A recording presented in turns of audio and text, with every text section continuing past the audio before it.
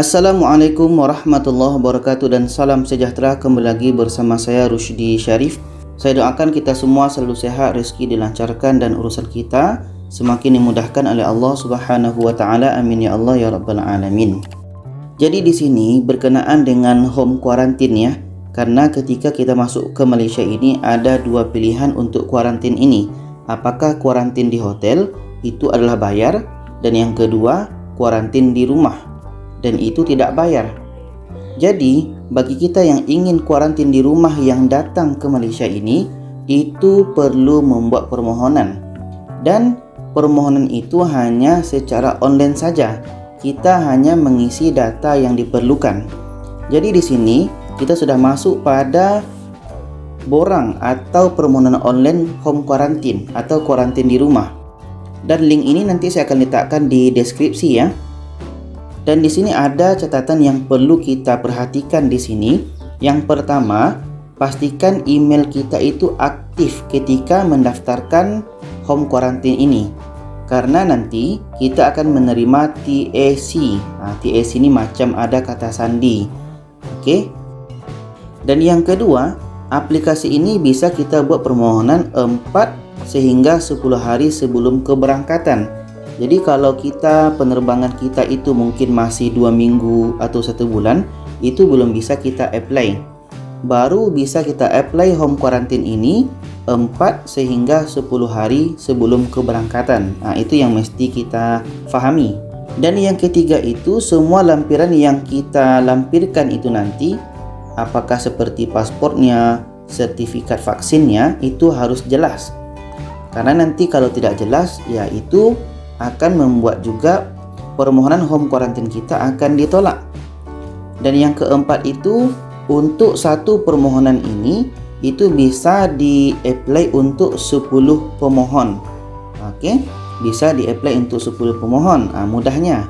Oke, seperti itu ya. Dan yang kelima ini, dan seandainya sudah lebih daripada 10 pemohon, harus dibuat aplikasi yang baru. Seperti itu. Contoh di borang ini sudah 10 orang. Tapi kita masih ada sisa 2 orang lagi, maka buat saja borang yang baru lagi. Dan yang kelima, pastikan informasi yang diberikan di borang home quarantine ini betul dan tepat ya. Setelah itu yang nomor 6 ini, kalau kita menemukan tanda bintang seperti ini itu wajib diisi.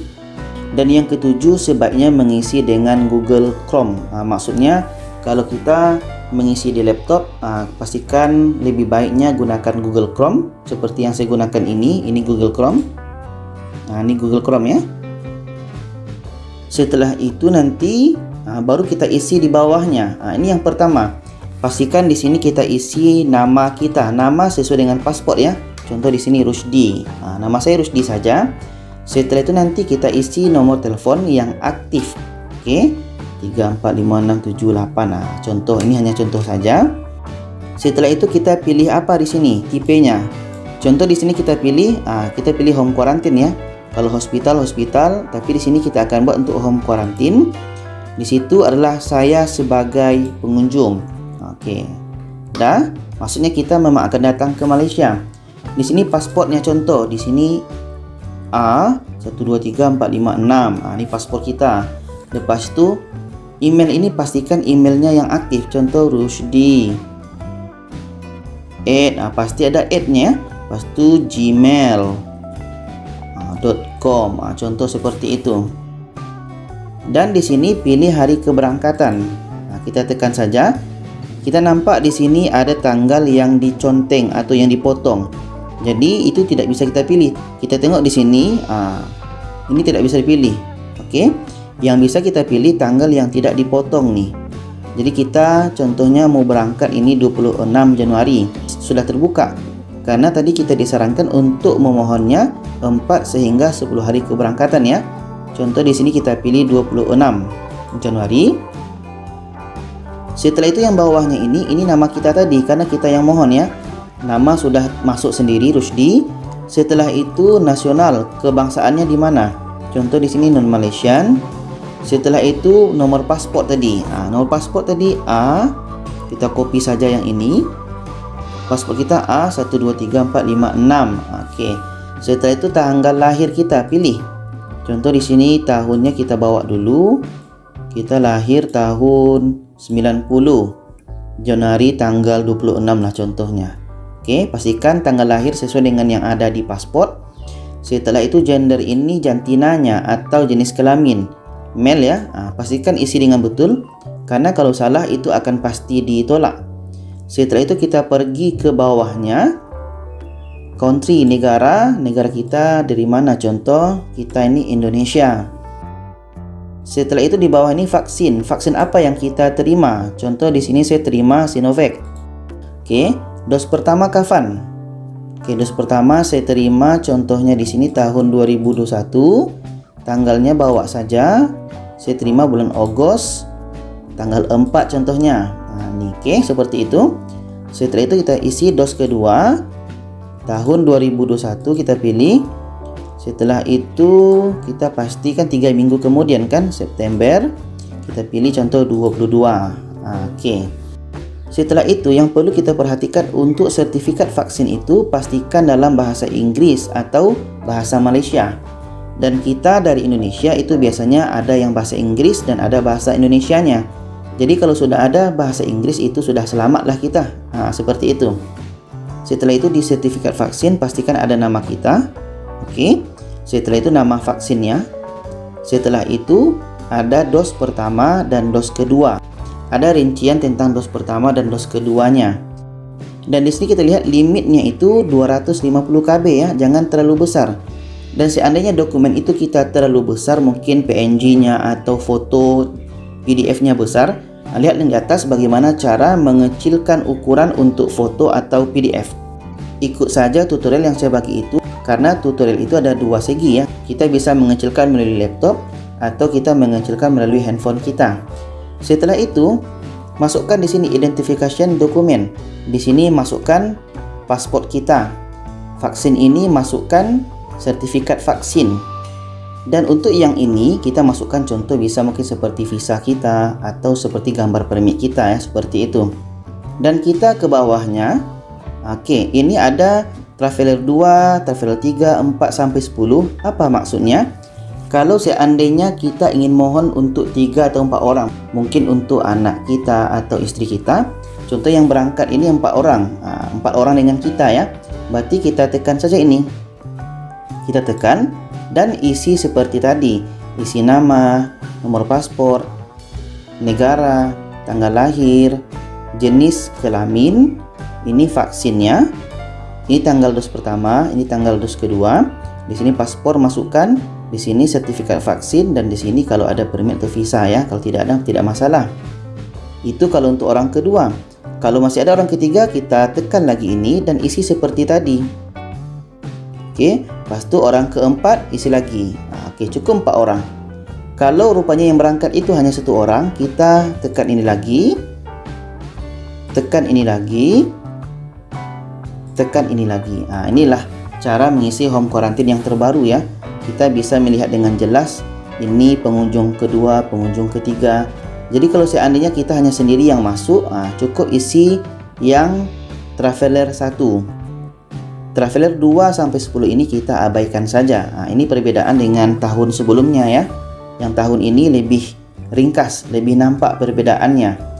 Sekarang kita masuk kepada yang bagian C ini, dan ini travel information. Di sini kita isi negara keberangkatannya mana. Contoh kita dari Indonesia. Transportasi melalui apa? Kita pilih contoh air. Ini untuk udara. Dan di sini pilih tanggal keberangkatannya. Contoh tadi 26 ya, 26. Dan di sini kita masuk melalui KLIA. Ini.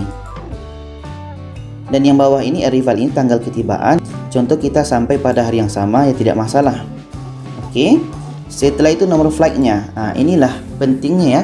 Jadi sebelum kita memohon home quarantine ini, tentunya kita sudah beli tiketnya.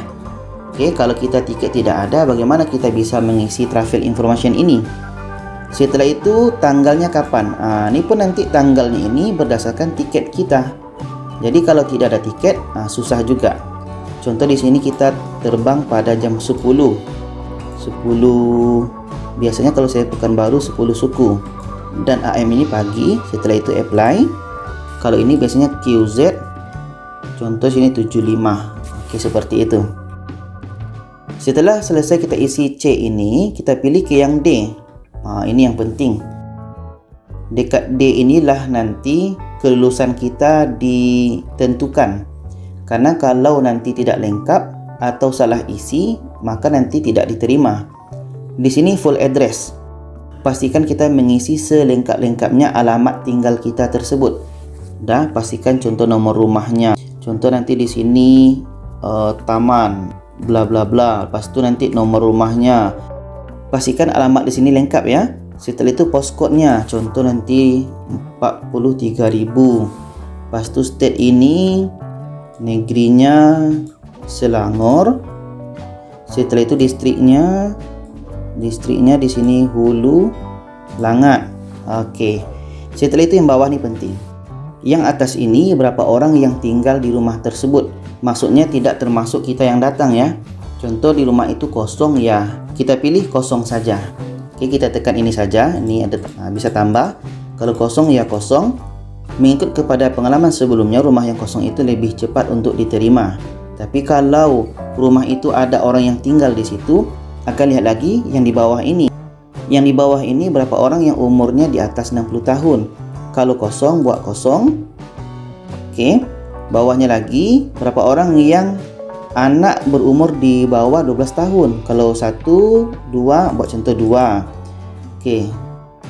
Setelah itu yang di bawahnya berapa orang yang punya penyakit kronis yang tinggal di rumah tersebut. Contoh di sini kosong. Setelah itu berapa bilik yang ada di rumah tersebut. Ini penting nih. Karena nanti akan dilihat berapa orang yang tinggal di rumah tersebut dengan kapasitas kamarnya. Contoh yang tinggal 2 orang tapi kamar 2 saja. Itu kemungkinan home quarantine memang tidak diterima. Tapi kalau yang tinggal di rumah tersebut 2 orang, tidak termasuk kita ya. Dan biliknya itu ada 3, kemungkinan besarnya ada diterima seperti itu. Jadi di sini kita contohkan yang tinggal di sini 2 orang ya. Kita ubah sini 2, sedangkan biliknya ada 3. Oke, kemungkinan diterimanya ada. Karena yang tinggal 2 orang di situ bermakna 3 orang masuk kita. Jadi biliknya ini ada 3, kemungkinan diterima tuh ada. Setelah itu di bawahnya berapa jumlah bilik mandi di rumah tersebut. Kalau bilik 3 tapi kamar mandi atau bilik mandi hanya 1, itu memang kemungkinan ditolak besar. Oke, seperti itu. Tapi kalau di rumah itu ada 2 bilik mandi atau 3 bilik mandi, itu kemungkinan diterimanya lebih besar. Contoh di sini bilik mandi ada 3. Setelah itu di bawahnya berapa total bilik yang ada sekali dengan bilik mandi. Contoh di sini ada 2 bilik yang ada sekali dengan kamar mandinya atau bilik mandinya. Itu pun kemungkinan besarnya diterima ya. Oke, setelah itu berapa orang yang perempuan mengandung. Kalau tidak ada ya kosong. Kalau ada pun di sini kemungkinan untuk diterima pun ya masih susah ya. Oke, seperti itu. Setelah kita isi yang ini, kita pindah ke bawahnya deklarasi. Jadi kata-kata yang ini kita pindahkan saja sini. Ini P, huruf kecil ya, P, L, A, U, R-nya huruf besar, Y-nya huruf besar. Setelah itu pastikan data yang kita berikan ini memang betul dan tidak ada direka-reka, tidak ada dibuat-buat ya. Karena nanti kalau salah kita akan dapatkan hukuman sesuai dengan akta yang telah berlaku. Jadi kalau semua data ini telah lengkap, maka kita tekan ini. Oke, tekan ini. Setelah itu submit application. Dan nanti kita akan dapatkan TAC di email kita sesuai dengan email yang kita letakkan tadi. Dan setelah itu tunggu saja dalam beberapa hari. Kalau seandainya nanti diterima, nanti akan dikirim sama kita permintaan kita diterima. Tapi kalau tidak ada di reject akan disebut reject. Tapi kalau seandainya permintaan kita in progress, tidak diterima, tidak di reject, apa yang harus kita lakukan? Print saja borang home quarantine ini dan bawa ketika masuk ke Malaysia. Dan nanti ketika sampai di bandara atau ketika sampai di pintu masuk Malaysia akan dicek oleh petugas. Borang kita tersebut. Kalau rupanya layak untuk home quarantine, kita akan diterima home quarantine dan bisa quarantine di rumah. Tapi kalau tidak diterima, kita harus persiapkan biaya untuk home quarantine. Ya, untuk saat ini lebih kurang 1.650 sampai 3.000 ringgit melihat harga hotel semasa. Oke, melihat harga hotel semasa. Jadi itulah informasi saat ini bagaimana cara mohon home quarantine terkini untuk tahun 2022 ini. Jadi itu saja, semoga bisa dipahami. Kalau ada pertanyaan, komen, silahkan komen di bawah. Terima kasih. Wassalamualaikum warahmatullahi wabarakatuh.